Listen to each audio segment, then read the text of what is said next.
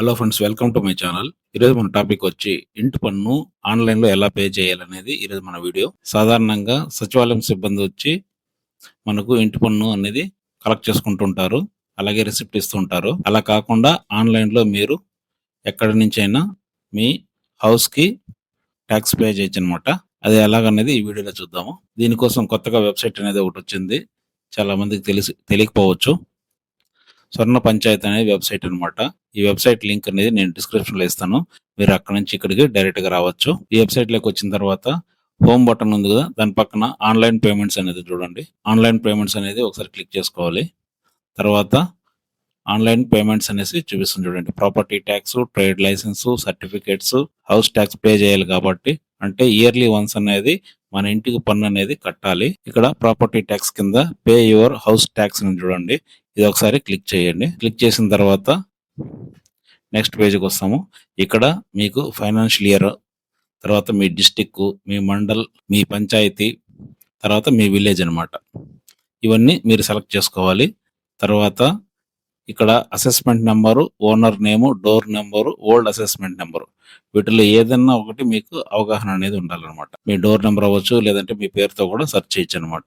నేను ఎగ్జాంపుల్ ఒకటి చూపిస్తాను, ఏదైనా ఒకటి చూడండి. మీకు ఇన్ కేసు డోర్ నెంబర్ అవగాహన లేకపోతే, మోస్ట్లీ మీకు డోర్ నెంబర్స్ ఏదైనా మిస్టేక్ ఉంటే మీకు డోర్ నెంబర్తో రాకపోవచ్చు, లేదంటే మీ పేరు ఉంటుంది కదా, మీ పేరుతో కూడా మీరు సెర్చ్ చేయొచ్చు అనమాట. ఎగ్జాంపుల్ మీకు చూడండి, నేను ఒక పేరు ఇచ్చాను, ఇన్ని కనిపిస్తున్నాయి అనమాట. ఈ పేరుతో ఇవన్నీ ఉన్నాయి. వీటిలో ఏది మీది, మీ అసెస్మెంట్ నెంబరు ఇక్కడ ఉంటుంది left side, owner name, door number, వాళ్ళ మొబైల్ నెంబర్, తర్వాత ఓల్డ్ అసెస్మెంట్ నెంబర్ అనమాట. వీటిలో ఏది మీది అనేది మీరు పేరు ద్వారా కూడా మీరు సెర్చ్ చేయొచ్చు.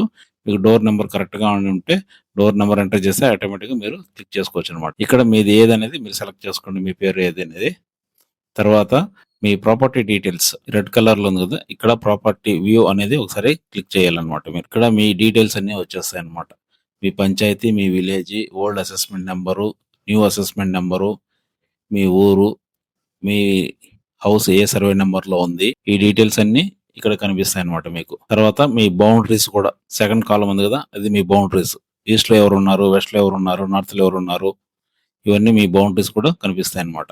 మీ సైట్ యొక్క లెంత్, విడ్త్ అనేది ఎంత ఉందనేది ఇక్కడ మీకు కనిపిస్తుంది అనమాట. టోటల్ గా మీ సైట్. ఇక్కడ బ్యాలెన్స్ ట్యాక్స్ అనేది కనిపిస్తుంది చూడండి. ఇక్కడ 2024-25 ఇయర్ కి అమౌంట్ అనేది ఆల్రెడీ పే చేశారు.